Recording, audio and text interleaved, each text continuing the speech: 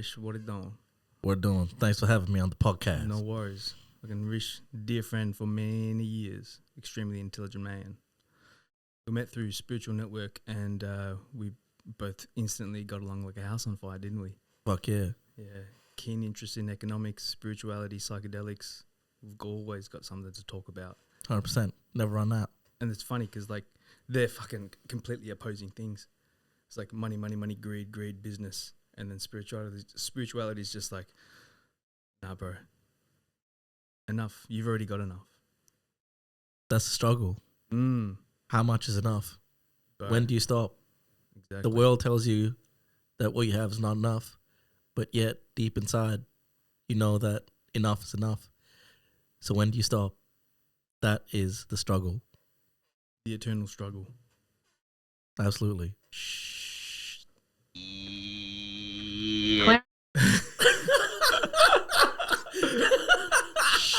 man. Still getting used to that fucking soundboard, I'll tell you that. I wanted to ask ya, what is value? Now, I can give you a dictionary meaning right now of value. The monetary worth of something, a fair return or equivalent in goods, services or money from someone, relative worth, utility or importance. Now, when I think of a value, like today when I was on the way to get ya, I looked at the side of the road and I was looking on the fucking nature strips and there was fucking shit everywhere, and I was thinking, remember in the good times with me and my old man, we would sift, would scamper through, would flip things over, would try to look for some value in the mess, people's garbage, you know? You know what I mean? We'd look in nice areas, but occasionally you'd find something nice, like a brand new drill set in a fucking box. Yeah. There's value. Yeah, like for example, there was a photograph of a monkey selling for $3 million. Is it an NFT? Yeah. Yeah, fuck. Is that worth $3 million? I don't know. I don't think so. So I think value is perception of a particular reality at a specific point of time. And different people have different values. So supposing like my grandma gave me a pebble, I'd think of that pebble as amazing. Whereas if someone who didn't know me just looked at the pebble, they'd be like, what the fuck? It's just It's a fucking pebble, man. Yeah. Why you make such a big deal out of it? But that pebble to use is $1 million. Yeah. It's sentimentality. Yeah, exactly. So from that perspective, value is a very difficult concept to particularly put an exact value on. But in financial markets, value is just having hundreds of thousands of participants agree on a price for something.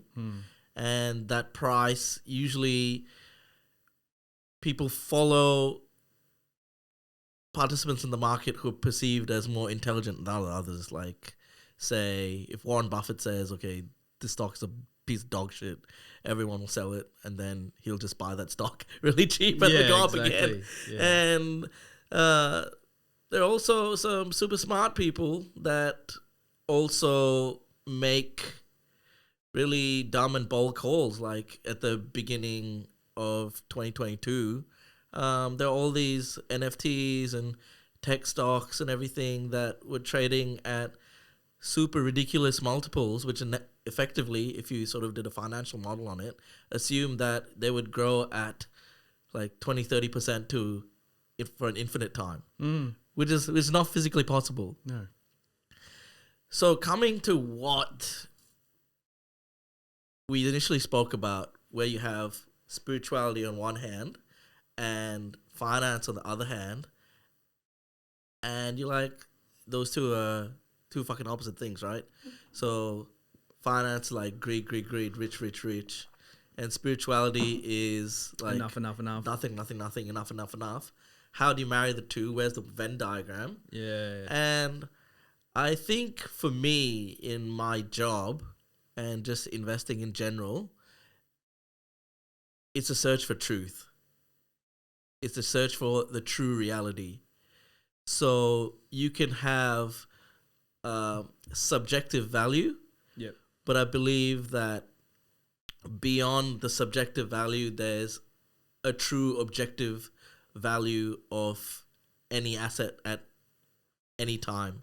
That's sort of more concrete and more understandable than what people may think at a certain amount of time. And with humans, there's a lot of emotion involved. Yeah. So in a bull market, some things are super Hype engines. hype engines, and then in a recession, things are super low. Yeah. So what is the truth? What is a true value? Beyond the noise, how do you decipher the truth? Yeah. And I feel that is where the intersection between spirituality and finance, that's it for me. That sort of detachment from the noise and ability to understand what's really going on. A lot has gone on in the last couple of years. We've seen an absolute mega bull market. Yeah. Where, like, I think the economy in 2019 looked like it was about to kind of like hit a cliff, like go off a cliff, yeah. And then out of nowhere, COVID pandemic striked, and they ended up printing 3 times more money. The whole world's like monetary fucking the supply got printed threefold. Essentially, money supply was essentially increased by a scale never seen in human history. Ever. And now we're dealing with the repercussions of that. And essentially, stock markets have a very strong correlation with money printing. So whenever the money supply increases, stock markets increase. But also, when the money supply is being taken away, stock markets usually crash. And money supply is being taken away big time at the moment. It has. And I think a lot of people do not pay attention to money supply.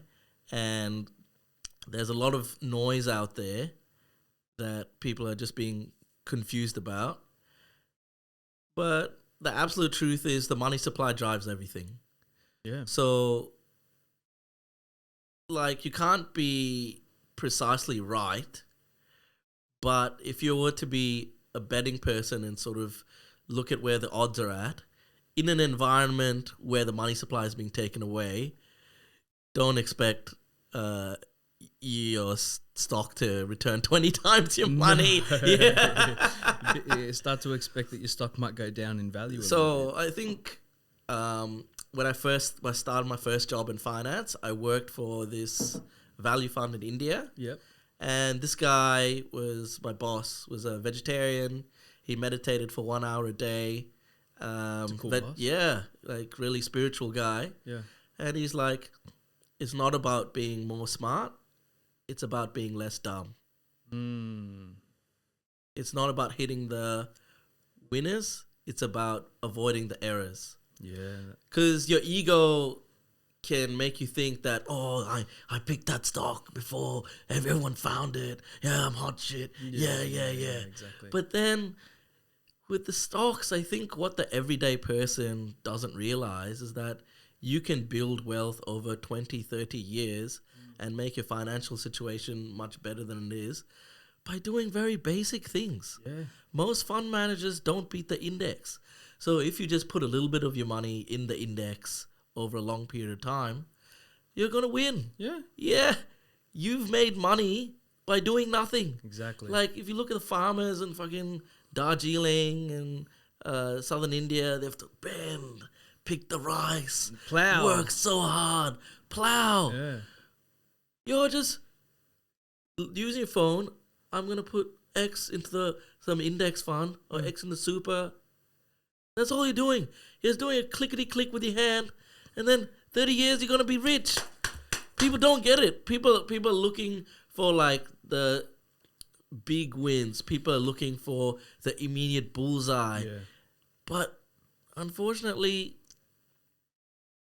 unless you're lucky, wealth is built over a long period of time. Generational. And you don't need to be a genius to do it.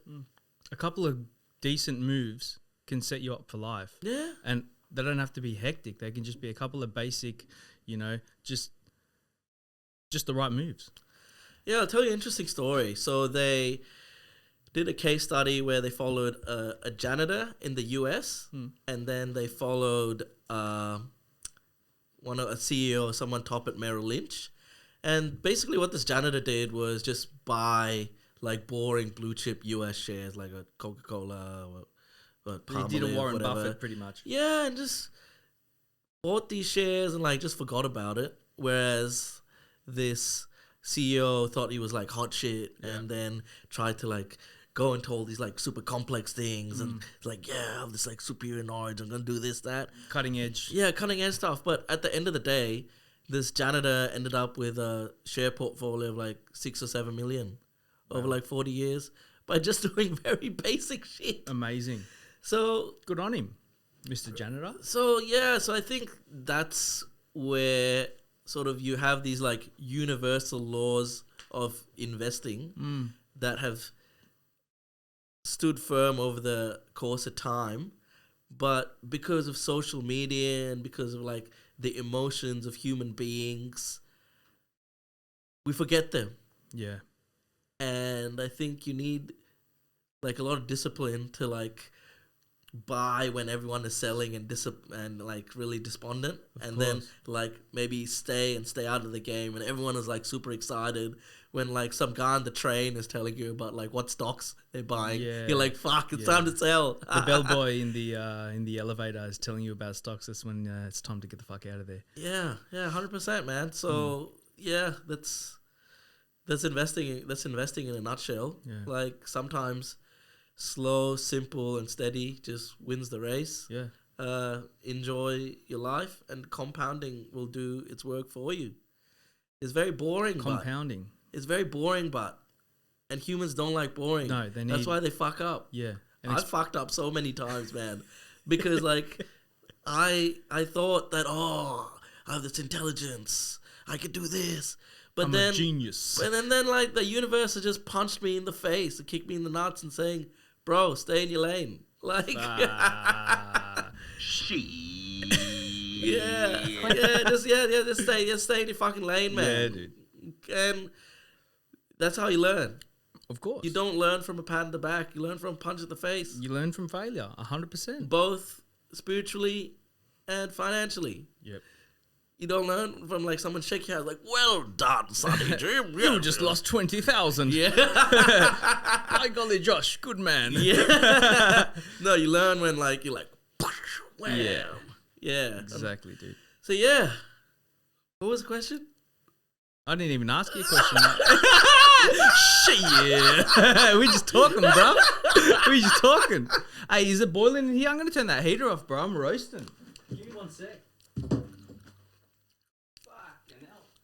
I'm roasting in here, bro. Yeah. Oh, it's good. The heater's fucking working, bro. Kentucky Fried Chicken right away. Damn. Kentucky Fried Chicken. Son. All right, next question. Oh, so that was the value question, yeah? Yeah. Money. I was gonna say. Did I even answer the question? Nah, redo, do it again. Start again. You didn't answer the question. ChatGPT, game over. ChatGPT's coming for you, bro.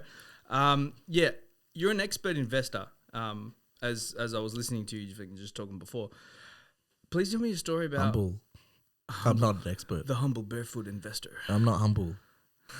I'm sorry, I am humble. What are you you're not humble. That's actually You're fucking no. The thing is, shoe on people's throats, bro. Oh man, dude.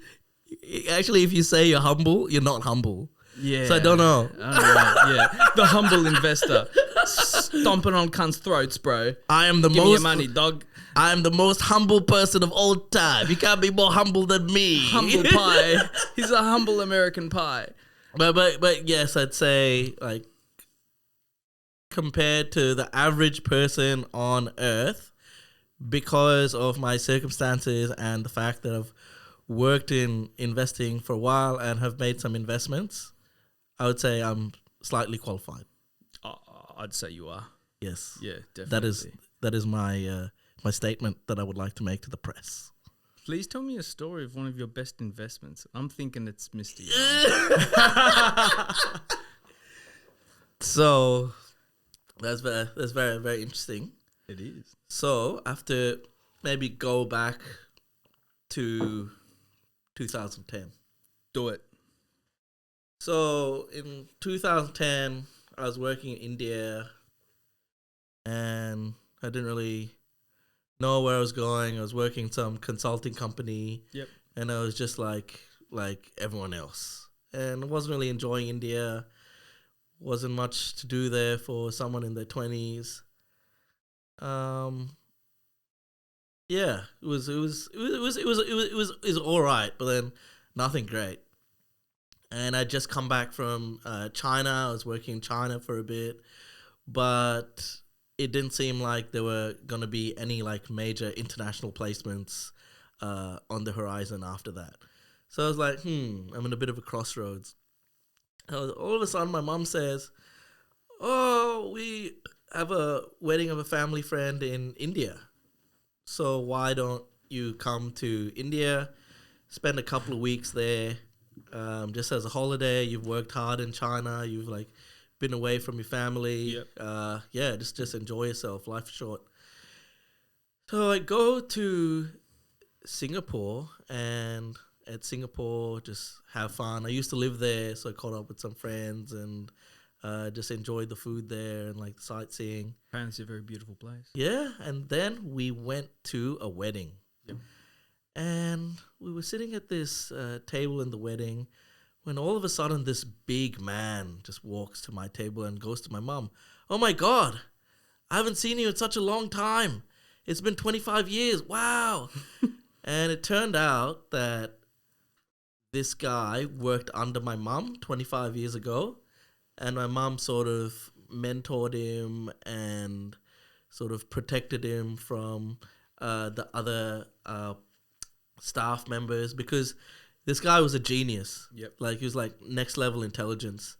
And as you know, people get pretty insecure sometimes when they're around people that are extraordinarily more talented than them. But my mum knew this, and my mum protected this guy and sort of helped him in the early stages of his career. And then they parted ways. And then after that, they never saw each other again. So then my mum said, "Oh, wow, okay, cool. Yeah, lovely to see you. Great." And then this guy went to my mum and said, "Oh, I don't know how to thank you. You did so much for my career. I'm an astrologer on the side as well. Can I do your son's chart?" And then my mom said, yeah, sure. And the thing is, like, my family is like not from like any sort of astrological background or something completely like new spiritual background. So this is like completely out of left field. Yeah. And then, yeah, this guy was like, "Oh, okay. Give me your date of birth, place of birth, and time of birth, and report back to me in 3 days." And then what my mum told him is that this guy, he came from a lineage of astrologers. Wow. So whilst he was working for my mum, he was doing birth charts for people in the office, and he was practicing his craft. And in his blood. Yeah, it's in his blood. And then he was sort of doing that for like 25 years, like parallel to like his corporate career, in which he did well. And he had some like pretty amazing clients, like sultans used to go to him, like these Malaysian property tycoons used to go to him and stuff, and super millionaires. Super millionaires. And questions like that people asked him was, "I have 3 sons. Which son should I leave the business to?" And they look at this chart, and he'd say, "Yeah, this one's good. This one's not so good. This one's not so good." So you're dealing with this sort of guy. And we didn't know this at the time. Wow. And we were like, "Oh, yeah, cool. Let's do a chart. Woo." Yeah. And then 3 days come, and then we go to this guy's house. So this dude lived in a penthouse in the CBD of Singapore. Yeah, wow. And essentially loaded. Yeah. We go to his house. It's like entering Hogwarts. There are all these like crazy like Garuda statues everywhere. Yeah, wow. And there are all these like books in Sanskrit, and they're all like dust on the books. And I just heard in my mind, "Doo, doo, doo, doo, doo, doo, doo, doo, doo, doo, me and my mum and my dad are looking at each other like, the fuck have we gotten ourselves into, man? This is crazy. So like, we go to his sort of office room. It's like a typical office room like this. Yeah. Just filled with like papers and like diagrams everywhere. Like this guy's like a genius. Yeah. Like, have you seen The Beautiful Mind? Yeah, I have. Yeah, Like, this guy's like that Like level, him, like Russell Crowe. like all these like drawings and charts and stuff everywhere, and like Fucking hell. these like ancient books.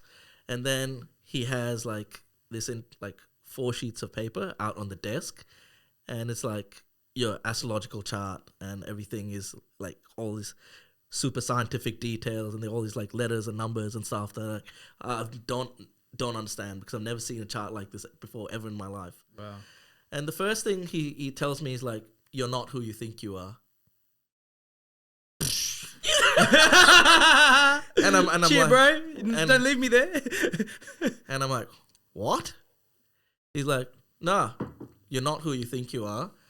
Your soul, over multiple lifetimes, has done so much good for people, but you've not sort of done much with that good. You've just done good, but then you just did good and just died. You didn't like sort of have like a luxurious life ever. So he says, some people have karmic debt. Yeah. You have the opposite. Your karmic surplus. 100%. He's like, you have like karmic frequent flyer miles. Shit. And it's not an accident that we're meeting. It's not an accident that we're meeting. I am going to help you realize your karmic potential in this lifetime, but you have to do a lot of work to get there. So essentially what he said is, to realize your karmic potential, like your gift is in analysis and speculation, which essentially markets. Yeah.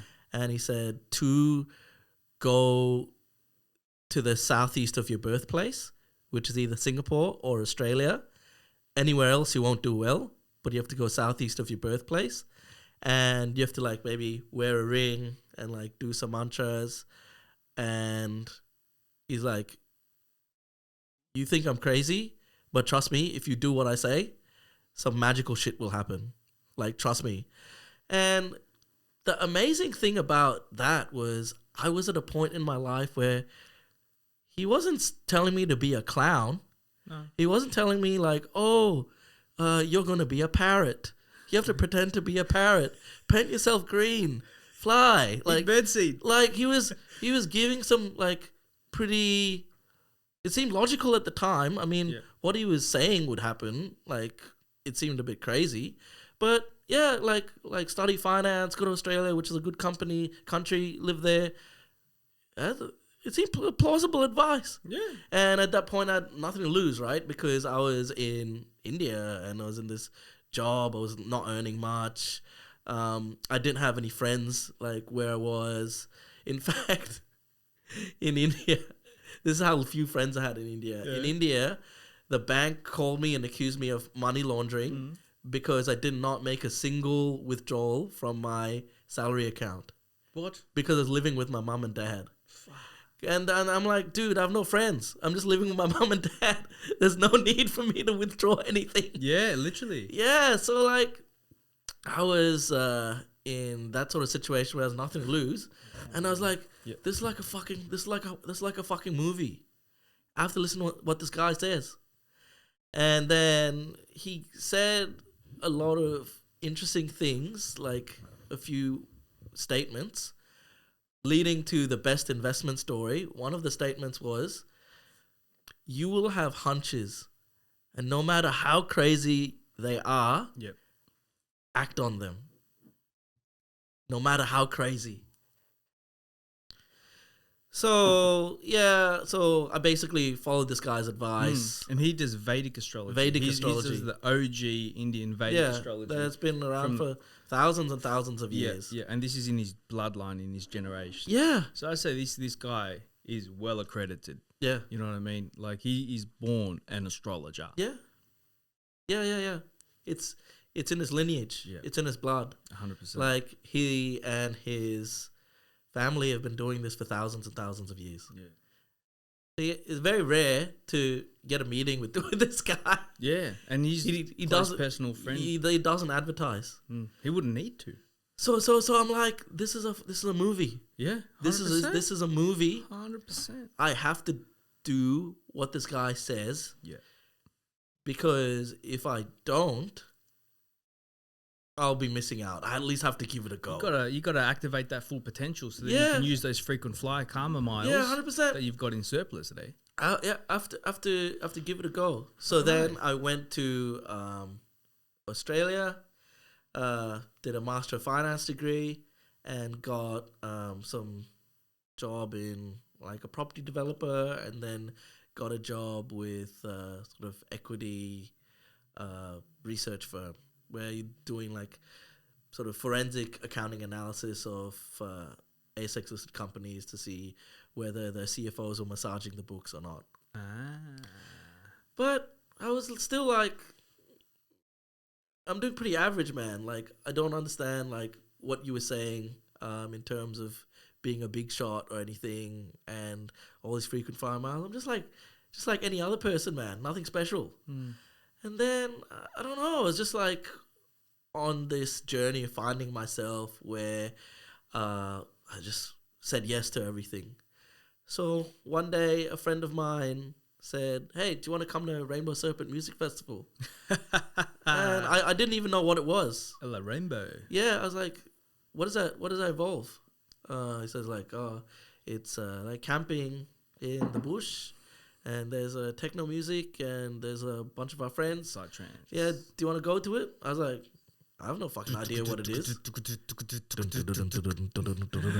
Yeah. So I was like, "Yeah, sure. Let's give it a go. Let's see what happens." Yeah. And I went to the festival and did whatever you do at a festival. Have fun. Yeah. Lots of fun. Fun. Yes, correct. we said it here. So much fun. Just fun, sober, fun. Praying and fun. Yep. Yeah, Connection with God. Yeah, Yes. yeah, 100%. Yeah, many conversations. Yeah, 100, yep, I agree. Yeah, so it was super interesting. So I was just walking around in the market area, and some random person from my master's just popped up. And I was like, "What? You're here?" And she's like, "Yeah." Sick. And then they said, "Oh, do you want to come to our camp?" And I go to this person's camp, and I just hang out with all the people. And one of the people in this camp was this really like entrepreneurial girl who like Entrepreneurial girl. yeah, who like had like started businesses before and had quit like her corporate job because she thought that in a corporate job her potential would be capped. Yeah, limited. Yeah, because if you're working for a corporate, unless you're in sales, you're a cost. Of course, yeah. So yeah, she was like entrepreneurial, and she had like really big dreams and a big mindset. And something just clicked in my mind. I'm like, this person's gonna be giant. It was clear as day. Clear as day. I don't know whether it was like a voice from God. I don't know whether it was intuition. I don't know what it was. I'm like, Maybe the acid today. I don't know. Yeah, you never know. I was like, this person seems like the kind of person that's gonna become a big deal. Yeah. And then whilst I was in my job, I found out the people that make the real money are people that invest in companies when they're nothing, and then they become giant. Pre-IPO there. Yeah, because like all the current companies that are listed on the stock exchange were once ideas in someone's head. Of course. And there's so many smart people around. So if you just made friends with one of these smart people, you'd be set, right? 100%. So like that was my mindset. Like I like completely ignored the fact that like most startups are failures and like it's really difficult and losing money. I was like, no, go for it. Oh, you can do that, or you can go on sports bet. You know? Yeah, It's so gambling. That's so what it is. So then I spoke to this person and said, "Look, I think you're awesome. Yep. I'll give you some money." Amazing. And then she's like, "You realize no one else has invested, right? You're the first." I'm like, "I don't care. I believe in you. I believe in you. You're great. Let's do it." And I didn't even negotiate. I'm like, take it. But the first venture failed. The first venture that I invested in didn't work out. Is this a separate event? This is a company before Mr. Young. Yeah, okay, yep. And then this person, the company failed, and I didn't hear from this person for a while. And then they came back to me and said, "Oh, because you like didn't ask where's my money, and you were super chill about it. We'll double your stake in Mr. Yum." Oh, wow. Yeah. So I invested X in a previous company, Yep. and that didn't work out. Mm. But because I didn't really like complain or do anything, they're like, "Oh, give you 2X in Mr. Yum," and it's very nice of them to do that. Yeah, and consider it. You know, you could have sent goons after them, bro. Karma. You could have sent your goons, but you didn't have to because you're a good man. Like Karma. that's it, dude. Like I keep trying to like intellectualize like what I did, but the more and more I think about it, there are like so many like fortunate events that happened. That's all like the karma frequent flyer points, and just someone pointing me in the right way to redeem them. Yeah, that's what I think, honestly. So yeah, like I gave them the money, and then they snapped up some basic term sheet, and they put me down as a founder. Wow. Despite me not doing anything. I'm just some random punter from Rainbow, and I'm put in founder. Beautiful. And then like I wrote the first review ever for Mr. Yum on Google Reviews. Biased. Yeah, it's the best. I swear to God, this is unbelievable technology. You gotta use it. This is the greatest company in the world. I swear to God, Uncle Kev said it change your life. 100%. Change your life, bro. You can order the things at the table. Change your life. Life changing there. Yeah, so like I was like, oh, la-di-da, whatever. Like use my intuition, but yeah, nothing seems to be happening. Yeah. And yeah, they launched it first in this place in South Bank near the river, and use the product. You don't have to go all the way to the bar to get a drink. It's like click, okay, beers come to you. Like this is great. Yeah, this is great. But the behavior was so focused on people going to the bar and stuff. So I'm like, how will this make money, and how will the behavior be changed? Yeah. But I didn't care. I was like, I believe in the founder. My intuition told me to do this. And then bam, COVID came out of nowhere, bro. Exactly. And then all of a sudden, QR codes everywhere. QR. QR. Yeah, scan here, scan there, scan there. Blah, blah, blah, NPC galore. Do you know, when I invested, I didn't even know what the idea was. I didn't even know what the idea was. Just like, I didn't do any analysis. I believe you. I just said, you're a Sikh cunt. That's all. That's crazy. Yeah, and then you're crazy, mate. And then it's just gone crazy and crazy and crazier, and now the company's worth $300 million US. Now we're doing podcasts, baby. And we're down there. And then on the term sheet, I'm still a founder. It's nuts. Fucking oath, bro. You're the rainbow founder, cuz. So yeah, that's my best investment, and it's not from any like superior analysis or any great intellect. It's just you being you. It's just belief, bro. Yeah. It's just belief, and just putting yourself out there, and it's believing that great things happen. And people are good. Believing the good in people. Yeah. Yeah. And seeing uncapped potential in people. Yeah. That really want to strive for greatness. Yeah. And I have this theory, right? Like, talent is not normally distributed. Ambition is not normally distributed. Nah. Wealth, like, for example, maybe, I don't know, like, this is a sort of off the top of my head, maybe 10% of people have 50% of the talent. Like, 20% of people have, like, 60% of the wealth. So if you want to grow, how do you take advantage of these power laws and get yourself into positions where you can have exponential increase? Like, for example, if you're having a chain of bakeries, it's very capital intensive, right? Oh yeah. It takes a long time to Gotta buy like this expand. facility, You got to that buy, facility, set up the fucking equipment, and so much debt. Whereas if you have a tech company, like you just scale so quickly. Yeah, They it's launched in nuts. 2018, and now they're in fucking 5,000 locations Mm, mm. It's in 5 years. Yeah. How? well, Yeah, exactly. It's all software online. That's the beauty of it, and that's how much. If you look at the Nasdaq, yeah. the Nasdaq's mainly software now, and it's the biggest stock. Yeah. Biggest Group. exchange, yeah. Yeah, biggest Valuable. exchange, and they're fucking killing it. And why? It's because of the internet. The internet's like the biggest fucking thing. It came out of nowhere. Now it's everywhere. We grew up with it. We had MySpace. Yeah. Now we can't get away from it today. Yeah, but the thing is, not to get ahead of yourself, and not to let your ego get in the way. And this is where I think spirituality comes into it, where I'm realizing that I'm just an example of karma unfolding, and I had faith, and I listened to a guy in Singapore, and decided to come to a continent that I'd never lived in before, and go to a festival that I'd never been to before, and give like some unknown person some money, and have full trust and faith in the universe. Like, And it delivers there. like It delivered. that's all I can say, man. Like, I try and like intellectualize, like, oh, like I could see some trend.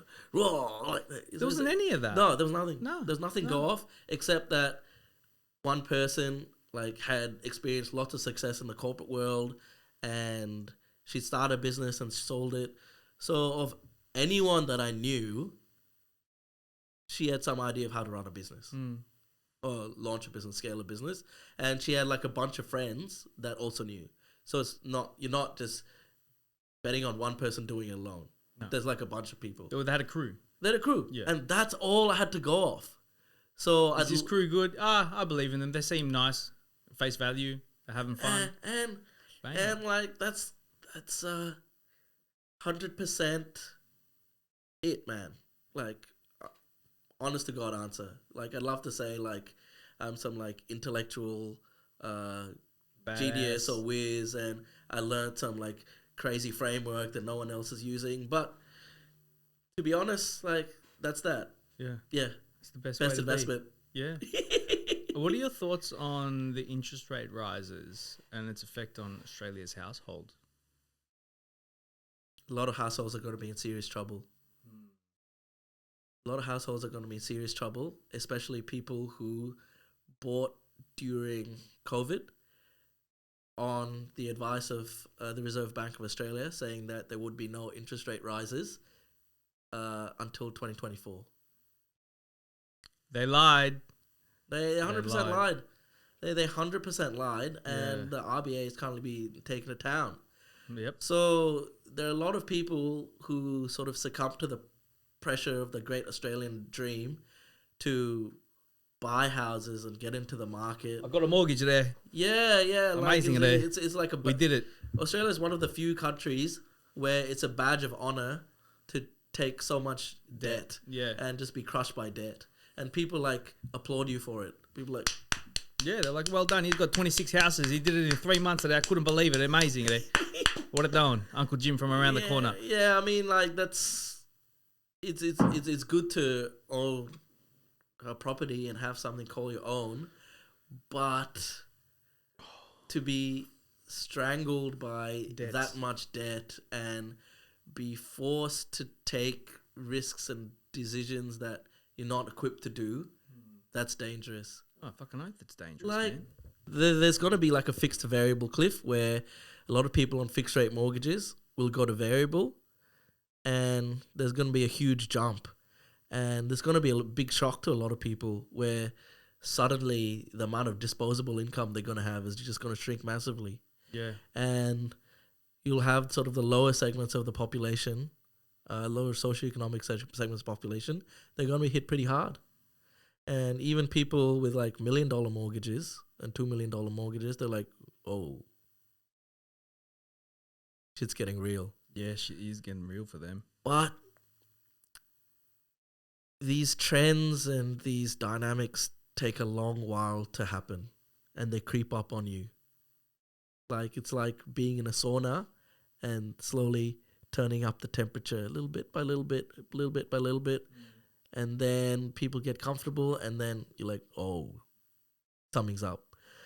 Like Guy over there passes out. Yeah. Quick, get him out of here. Evac. Yeah, like I've friends. Now mortgage is 50% of their monthly income.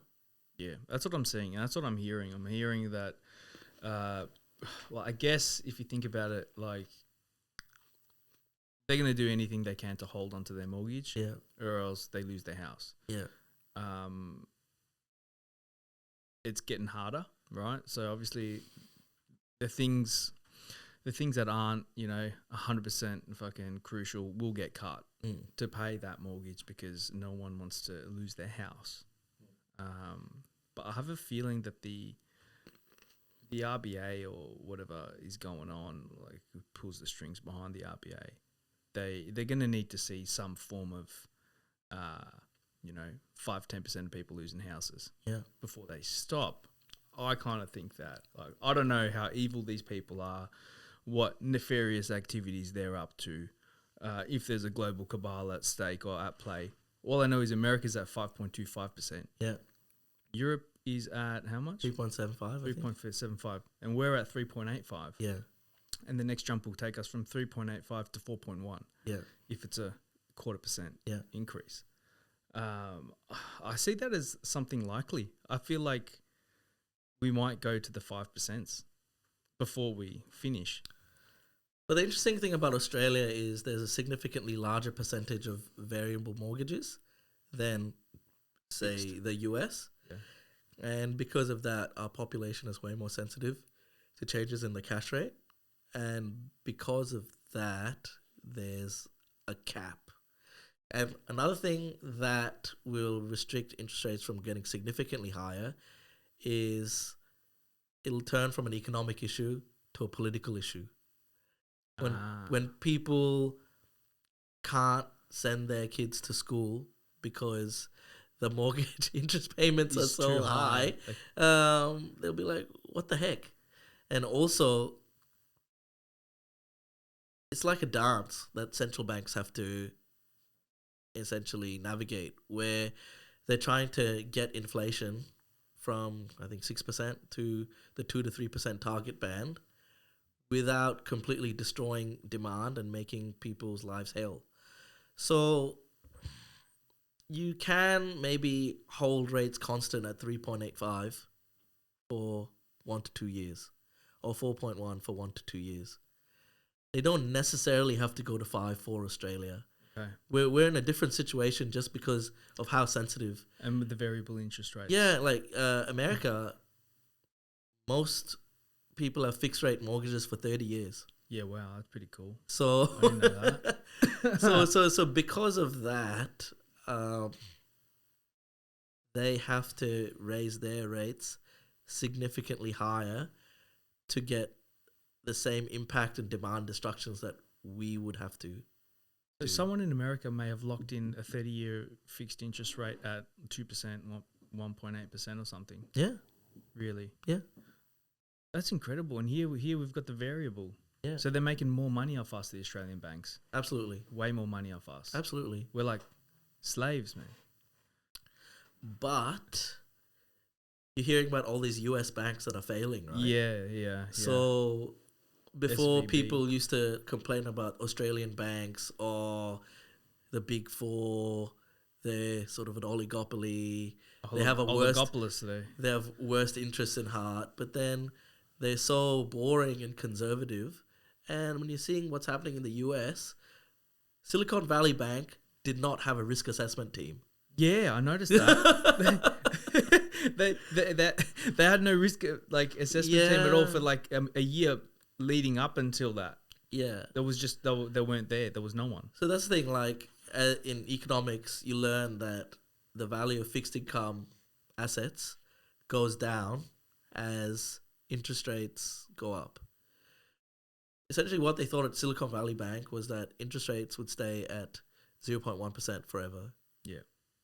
And these are like extraordinarily like well-paid people. They couldn't do their job. How the fuck did they think that was gonna happen? And that's the thing, right? Like the average layperson, whether they be someone doesn't work in finance or works, I don't know, in like any like just regular Joe profession. I'm a bricklayer, mate. Yeah, they have this like inferiority complex when they meet like corporate people. Oh, those corporate people, they must be geniuses. No, some people are fucking dumb, man. Some people are really fucking dumb. They just got a nice slacks and a nice shirt. Yeah, they look all professional. Yeah, people just got lucky. Mm.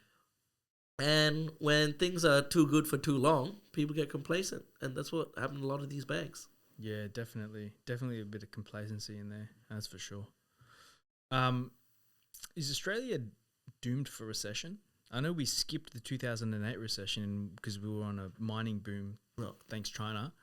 But this time around, I don't think we've got any to save us in the form of like mining or like big money coming in at the moment. Do you feel that like we're due for a recession or a recession's on the cards, or are we in a recession already? What are your thoughts on that? So I think the people that write the news need to chill the fuck study harder and chill the fuck out. Yeah. There's one thing people don't realize is that even with the iron ore price going below 100, BHP's cost of production is $20. So they're still making $80. Yeah. They're still making $80 on it. Yeah, and then Australia 5x. Like we're the lucky country, man. Like we have so many natural resources. We're a good place to live. 650,000 people are expected to migrate to Australia within the next 2 years. It's a lot of humans, bro. There are very few other countries which have these sort of migration dynamics. Japan would kill to have our dynamics. Their population has been declining for years. Yeah. So Australia, in terms of the developed world, is in a in a better place. Because we're in the developed world, but we're still developing. Yeah. We still need people. We're still a young country. We've only got 25 million people. Like, we could have 100 million people in 50, 100. It's just going to keep growing. Yeah. Like people have this doom and gloom view. But you also have to think to yourself, what is a recession?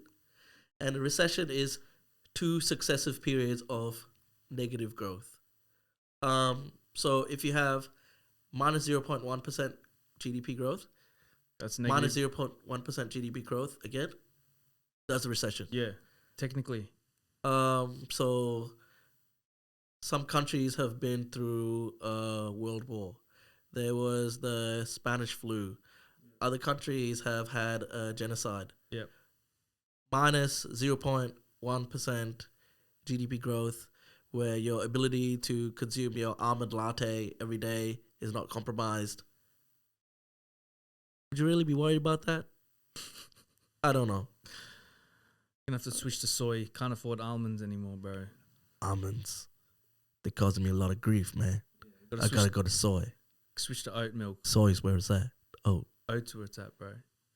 Nah, bro. I just drink normal milk, bro. I'm done. I was drinking almond milk for fucking 2 years. I switched to, I never drank soy. I'm not a soy boy, but like I was trying oat for a bit, the almond, the oat, and then I looked at it. I go, what the fuck, bro? 1 liter of almond is like $3.50, right? And you get 3 liters of milk for $3.60. Yeah. So I'm just going to get milk, bro. It's from a cow. They got to fucking milk it and all this shit. By the time you do that, that should be worth $10, bro. And the thing is, like, currently, we're in a sort of housing shortage crisis. Yeah. For people in, like, your line of work, it's going to be boom time for the next 6 years or 7 years. Right. People need to paint their houses, cuss. And the thing is, not only existing old houses, but then there's so much new construction that has to be built to facilitate the arrival of all these people and the young that are shut out of the market because it's too expensive. On top of that, the building supplies, materials, all that's gone up about 30%. Yeah. Timber's gone up substantially. Steel's gone up a lot. Like, it's become a lot more expensive to build a house. Like, to build a double-story house, the Henley Metricon, whatever that is, you know, any one of those, if they haven't gone fucking bust already, you're looking at... Because all of them on, like, what, fixed-price contracts? Yeah, they're all fucked now. Anyway, 500 grand to build, 500, 600 grand to build a nice double-story, you know, cream of the crop. Look at my house, it's bigger than yours, blah, neighbours, bad luck. It's like... maybe 700, 750, you know, and you're putting a lot of trust into this builder. You don't know what his financials are like. Yeah. Every week another builder's going out of business, mate. Yeah. So like it's really tricky. And then just say as a painter, for example, like if I was waiting for a builder to give me money, mate, I'll be shitting bricks. I'll be thinking to myself, is this guy got money to pay me, or did I just do this job? And this guy's going to owe me 50 grand, 100 grand. That's dodgy. I've heard of painters that are suing builders that owe them like 80 grand and then the builder just goes bankrupt. So many builders have gone bankrupt. Don't worry about it. I don't have to pay you anymore. So by that logic, I get that you don't really do business with builders. No, I don't do new homes. I just do like That's smart. existing houses, and I have my client base based on that. Nice. So I just work for high net worth individuals that have a lot of property and I do all the maintenance on them. That's awesome. Yeah, so that's what I do. I don't do anything for Metricon or the Henleys or anything like that because. But man, like also, when people say recession, not all industries are created equally. That's like, right. Like some people will be hit hard by a recession, and other people, if you work in healthcare, people still need mate, their bodies fixed. Yeah, exactly. It's not just like, we're in a recession. Look, Bob, we're just gonna have to leave ya. Well, we'll be back in a year when the recession gets a bit better. Just throw him a couple of salada biscuits and he'll be all right. Sorry, bro. Like that. I'm gonna postpone my urgent heart operation because of recession. Sorry. like the thing is, right, like newspapers sell more when there's bad news. Of course, when there's sensationalism. Yes. And people don't get it. So you have to sort of look at things from just a very dispassionate lens. People are still consuming. People still have savings. And yeah, I think Australia will be in maybe a technical recession, but there's so much money going around still, bro. Yeah. Like, what do you mean? Yeah. And the thing is, I think what people don't realize is just how abnormal and insane like 2020 and 2021 were. Yeah.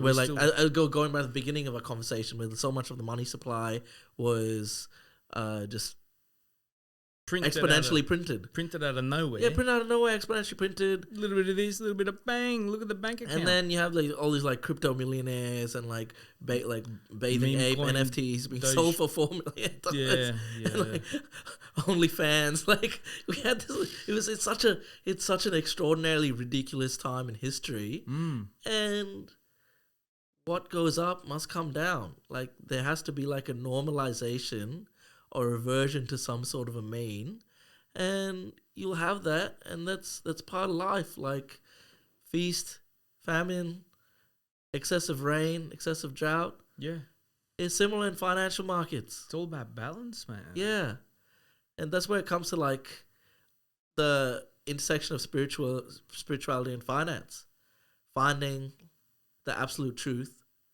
if that even exists. Or the closest representation to that. Yeah.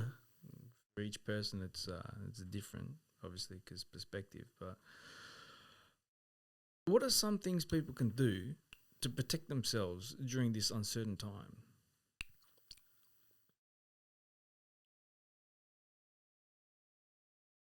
Australia's pretty safe. We're pretty safe, aren't we? Yeah, We don't need a like bodyguard or anything. Nah, You'll be fine. Armored vehicles. Financial bodyguards. No, we're talking about money. Kevin Costner. We're talking about money still. Like, what are a couple of things like a standard run of the mill person? You know, it's just like, oh, I'm a bit scared. You know, like, what do I do? We've got interest rates going up. You know, I've got a big mortgage. What would your advice be to someone that's struggling a bit? Like a family, atomic family, well, wife, husband, 2 kids, just trying to live. Well, I think firstly, I mean, it's going to sound really dumb, but live way below your means.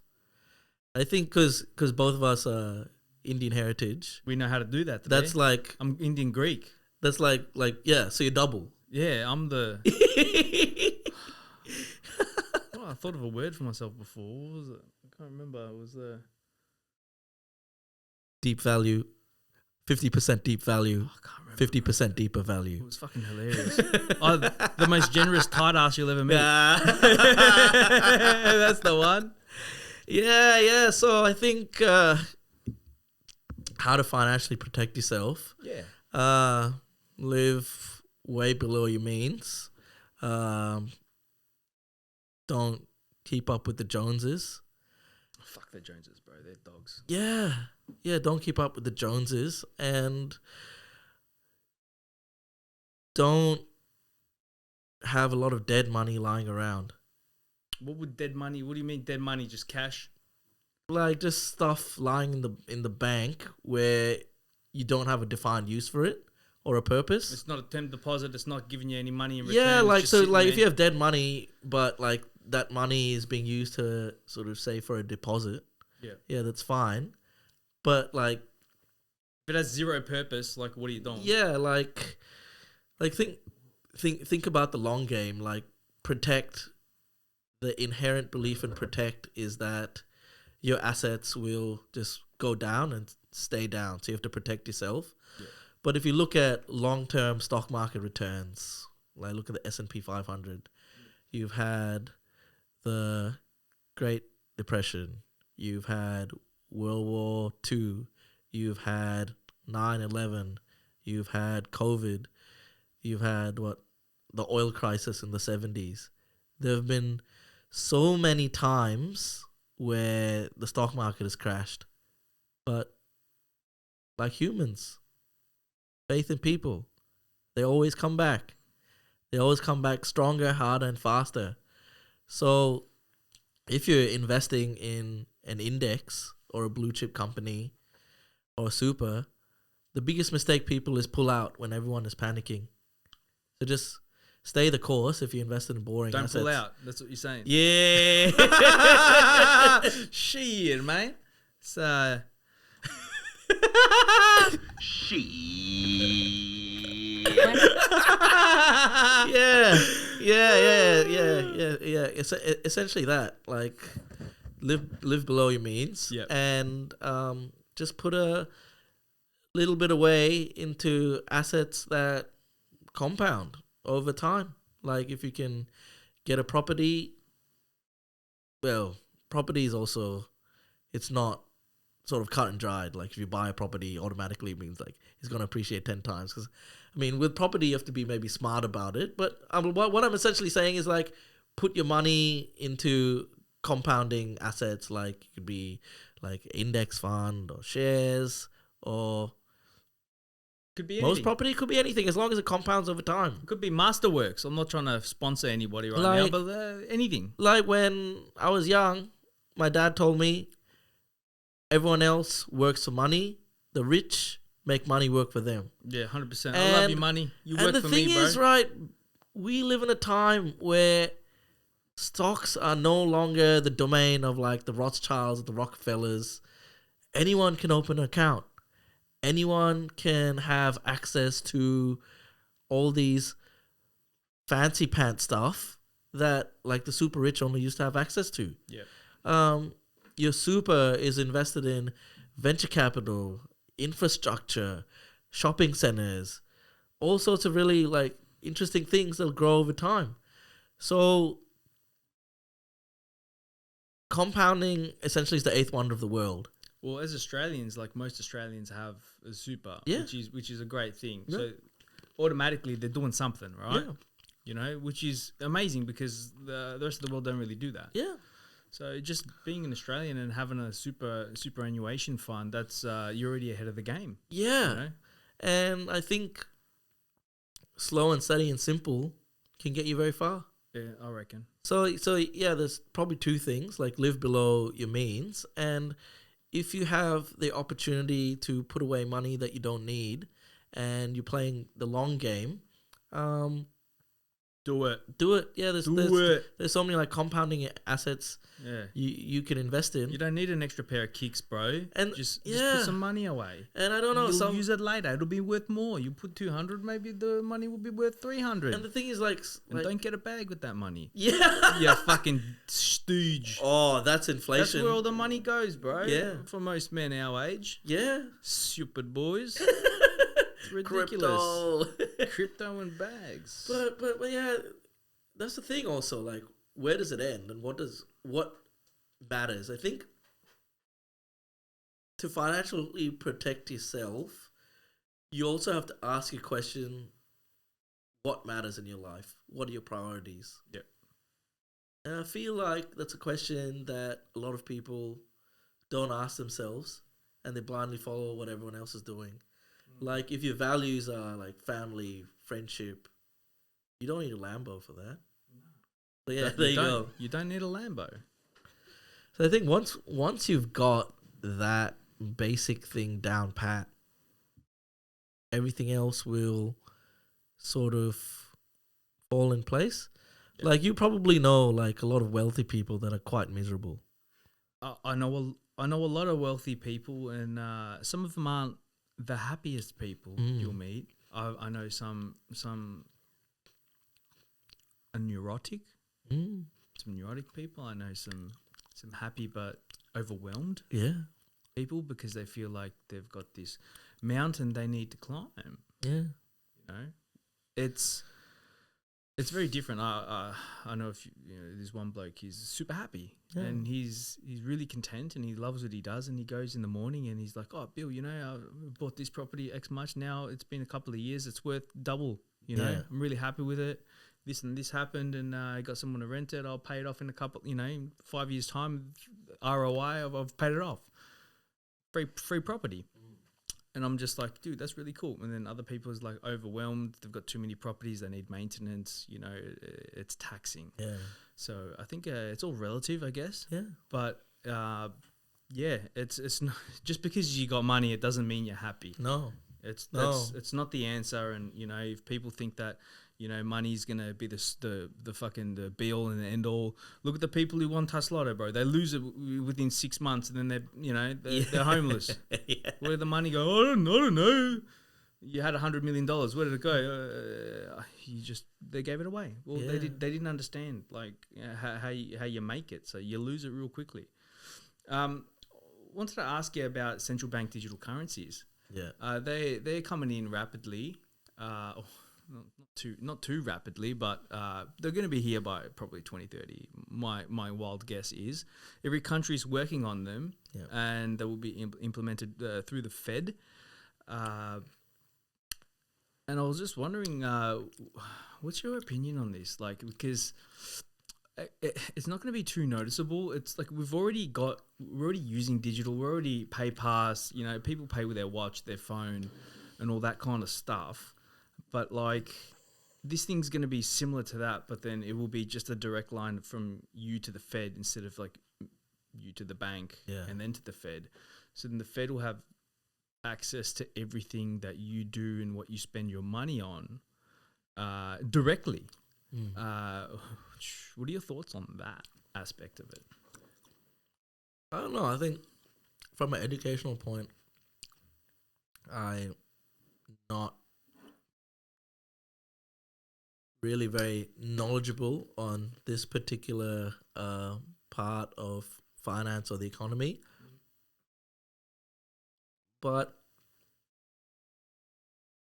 even with digital assets, won't really change how easy or difficult it is to manipulate the economy, because the economy is so big and complex that even with sort of digital assets and digital currency, the purpose and authority of the central bank and the power to sort of manipulate and influence the balance within economies, I'm not sure how that will change, just because the economy is such a complex beast. Do you reckon they'll try to get rid of cash, or they'll keep it? I mean, they're already doing that in a lot of countries. Like Scandinavia is like, They got cashless. there's barely any cash.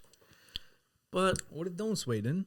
What are you doing? but yeah, I think just from a government perspective, if you have more transactions that are cashless, it's easier for them to track and tax, Yeah. because there's so much tax revenue that is being missed out on because of just cash transactions that cannot be tracked. Yep.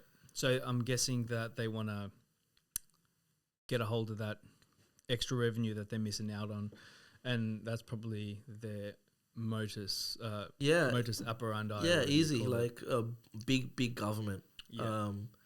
Just control and monitor the population and get more tax revenue and have a deeper understanding of what's happening in the Squeeze economy. the human, bro. Get every morsel and drip out of them. Yeah, pretty much. Pretty much. Now, the next topic is India. Yeah. Yeah, bro. Motherland, baby. We just took over. We just overtook China in population. Mhm. We're the biggest. We're the best. Yeah. Imagine how many Indians are outside of India. Because, like, what? There's like 1.4, 1.5 billion Yeah. in India. All right. Around the world, there's probably an extra, 500 million, you'd say? I reckon. I have no idea. I mean, like, Probably- the number's probably there. Maybe A 100 extra million. billion. We're everywhere, bro. Yeah, Every everywhere, country, but bro. probably like 100 million. Oh. You reckon 100 million? Yeah, I don't know. Man, I want to find that. I'm going to find out. They're everywhere. I'll find out now, actually. How many Indians outside India? How many? Alright, let's do this. It says 32 million Indians living outside of the country. When Bro, I thought it was 500 million, bro. no, I don't know. Seems like would be a lot. 32 millions. Not that much. But you know what? That's probably actually like Indian Indian citizens that are abroad. citizens. Yeah, yeah. But then if you take actually like people of Indian origin, yeah. that's very, very different. But 500 million, bro. I reckon I'm right, bro. I reckon I'm on the ball there. 500 million is a lot of people, man. I think there are only like 1 million Indians in Australia, or even less. Million Indians is a lot Yeah. in Australia. That's like 5% of the population. 5%. That's hectic. Big businesses moving their manufacturing out of China and into India. Yeah, Will India become the next China? absolutely. Yeah, I reckon too. If you look at the benefits that India has, is they've got 125 million English-speaking citizens. Yeah. So they're already beating China, because I don't think China's got that. Huge adult population. The age demographic is a lot younger Yeah. than China's. Yeah. China's is getting older now, whereas India's is a lot younger. So that's a major benefit. And then there's the rule of law as well. So we have the sort of we're a democracy. we have like the British legal system. Yeah. So when it comes to like shareholder agreements and ownership of property and ownership of land, it's easier to understand. It's more transparent for like Western countries to do business with India. And the thing about India is it's such a gigantic emerging middle class. I wouldn't say emerging, it's like already emerged. Oh, 100%. So the domestic demand in India is just so strong that it'll drive the country for like decades. I reckon they're just about to start. Look, they've just started this golden era. Yeah. And I'm really happy to see that, dude, because I feel like India's just gotten trampled on by other countries, and for example, Britain, they became the freaking country that they are today, mainly off the sweat of India's back. Yeah. And whether they want to acknowledge that or not, that's the truth. And trillions and trillions of dollars was funneled out of India. Yeah. And they were doing perfectly fine before England rocked up as well. It's selling Like to I Europe. saw the coronation of Charles yesterday, Yeah. and I was like, so pathetic, Of course. so irrelevant. Like, Yeah, I didn't watch it because how I'm just like, bro, how- I just don't care. He's an irrelevant person, and that's why he got what he got. He's 75 years old now. Now he's the king, bruh. So yeah, I think India has a lot going for it. Indian companies are expanding abroad. There's also Indian companies are making big inroads into Africa, which is also another sort of booming emerging place in the Of world. course, yep. So yeah, there's a lot to like about India and the growth story there, and I think if you own shares in India for the next 20, 30 years, you'll do well. That's what I was gonna ask you. Yeah. Because you know the Indian stock market quite well. Yeah. You've got a lot of stock in the Indian stock market. Yeah. And so that's definitely going to be something for sure. Yeah. Their economy and their stock market's going to go parabolic. Because essentially, in most cases, stock market growth is highly correlated to GDP growth. So if you have a country where the GDP is growing quite strongly, the stock market will probably follow in the same trajectory. Yeah. India's GDP has been doubling every 5 years since Yeah. 1990, right? So it started at 0.5 trillion, right? As we speak, their GDP is approximately 3.5 trillion. Yeah. They plan, Narendra Modi's big plan, to become a $7 trillion economy by 2027. Yeah. Right? What were we, 2023? That's 5 years. They want to get to 7 trillion. So that's a huge doubling, bro. Yeah. 3.5 trillion. How many thousand millions? I don't want to think about it, bro. Enough zeros. That's plenty of zeros. Trillion bro. is 1,000 billion. Yeah. So 1,000 billion and then 10,000 million, 100,000 million, trillion, billion. That's right, bro. You heard it here on Sigma Cast. So you reckon it's possible that they will reach that goal? Easily. Might even go past it. Definitely. That's good, bro. Tell me some stocks to invest in after this finishes. Let's make that happen. The next question was, what are your thoughts on the Indian economy and stock market? Pretty much covered that. They're going to go parabolic. Next 20, 30 years, it's a very good place to be. Yeah. What do you reckon the major stocks will be, like the major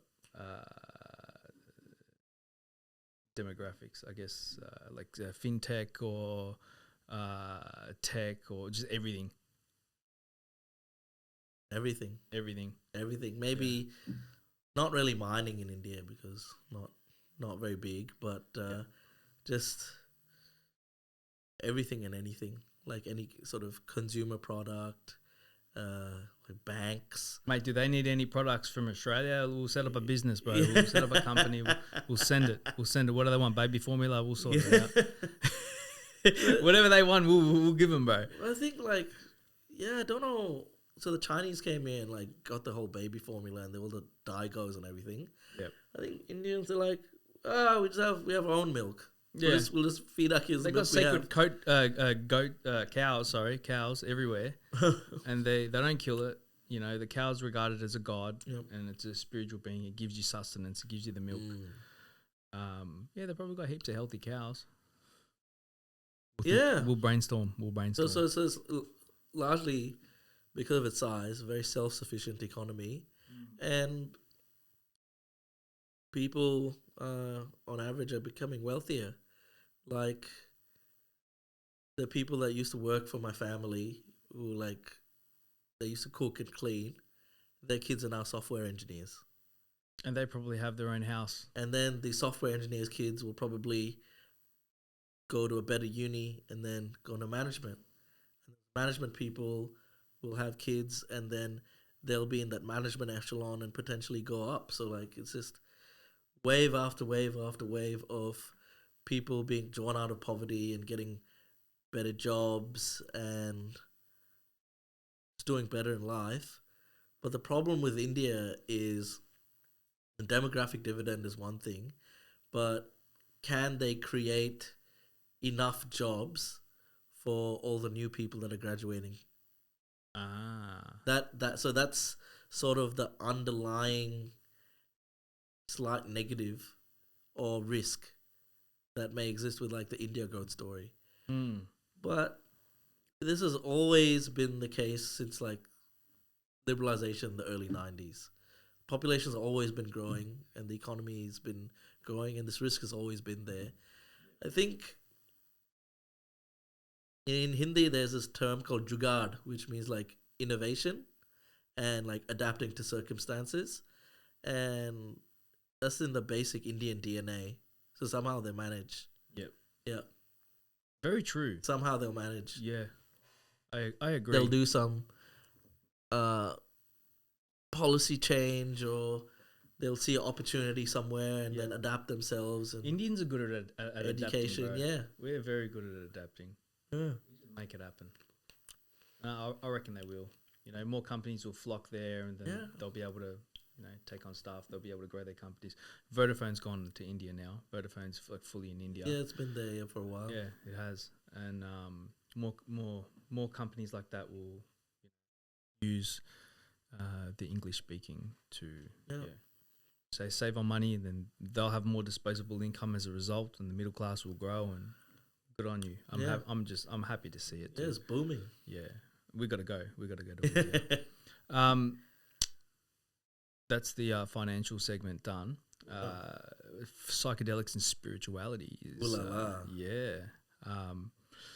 what was your first psychedelic experience? First psychedelic experience was when I took acid in 2013, I think. 2013. Yep. Yeah, I was at Melbourne Uni with a friend. Yep. And one afternoon we took it and we went to the like cricket oval. Yep. And we laid down in the grass and we looked at the sky, and all the clouds were like these crazy horses that were like galloping around. It was nuts. I'd never experienced anything like it before.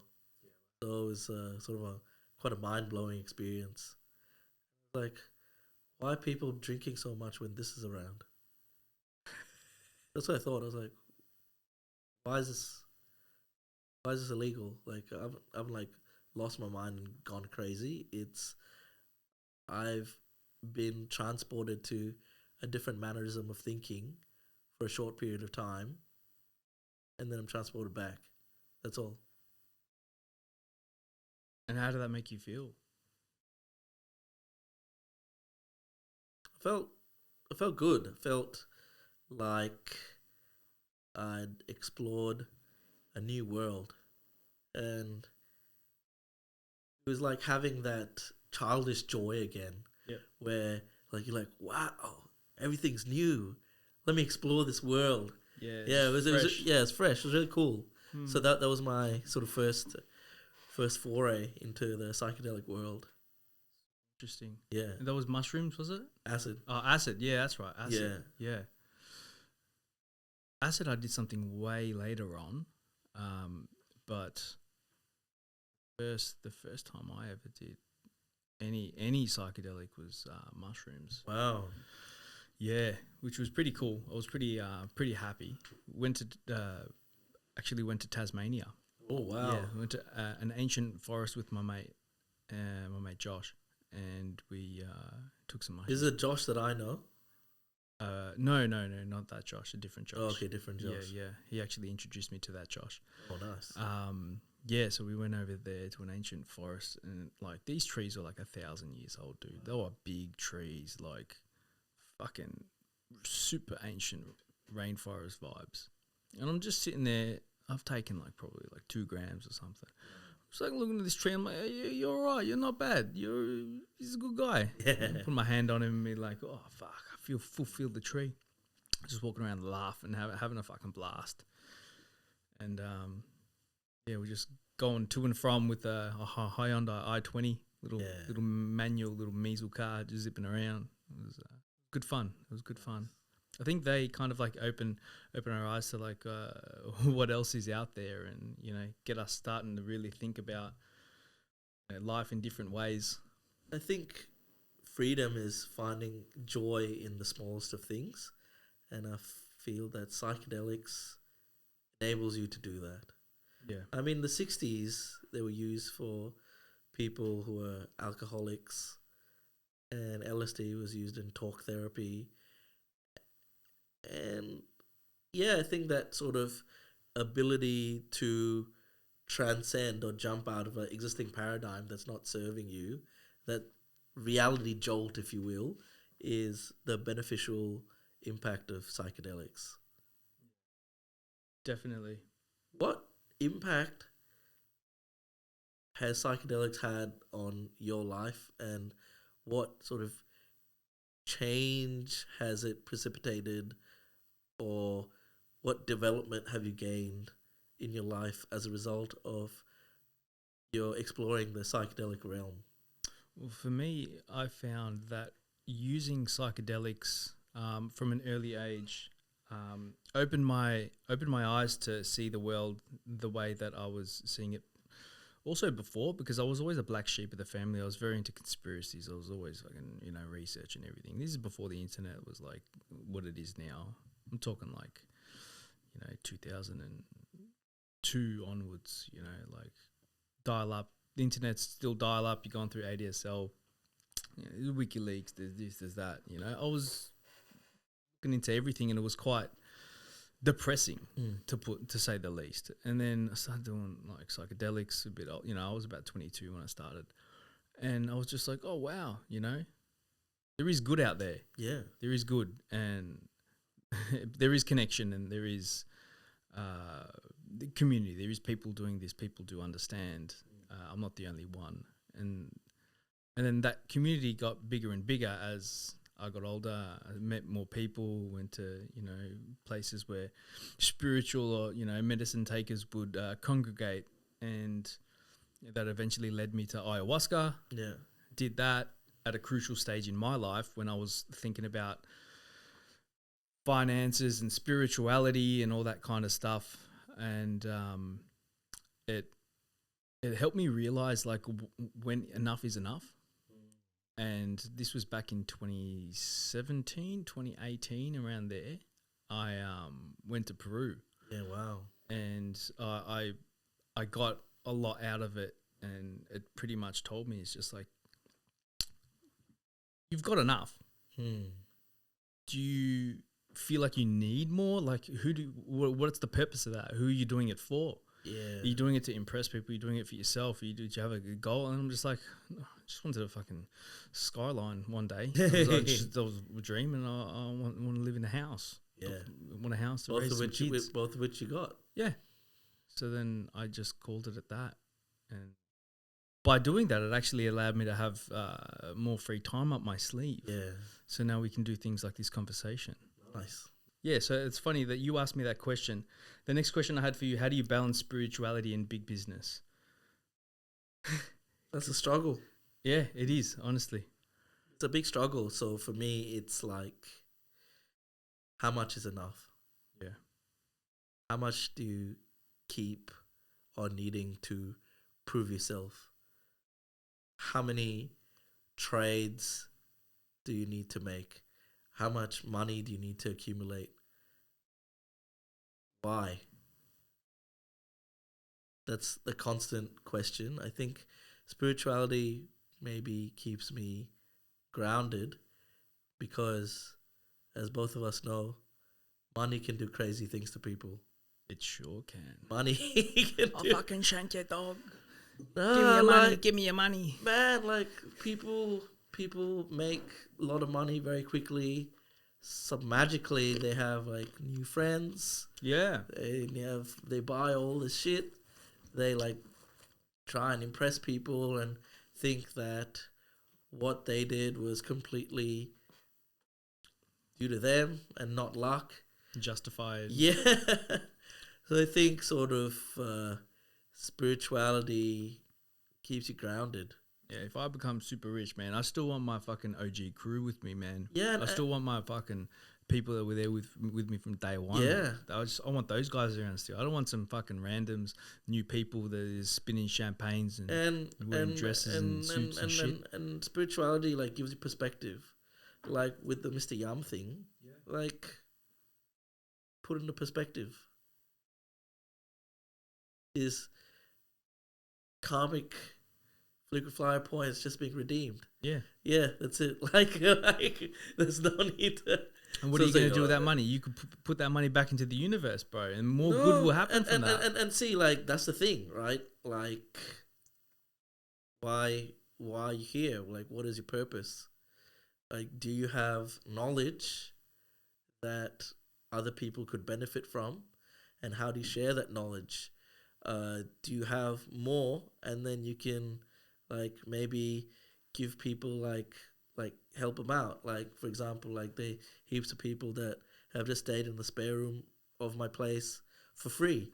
Yep. Like just to just help them out like in like for a temporary time, and then sometimes like people maybe give like people like a loan to say like you're short on money, like just give you a loan, and you trust them and pay you back. Like sometimes people if like they pay you back yes or no, and then sometimes people like, why are you doing this? People are bad. They take advantage of you. This that I'm like, there's some downside to it, and sometimes you can be accused of being naive. But then believe in the good of people, and you have knowledge that you can just give them, and you can help them. Like for example, like that guy in Singapore gave me this insight. Yeah.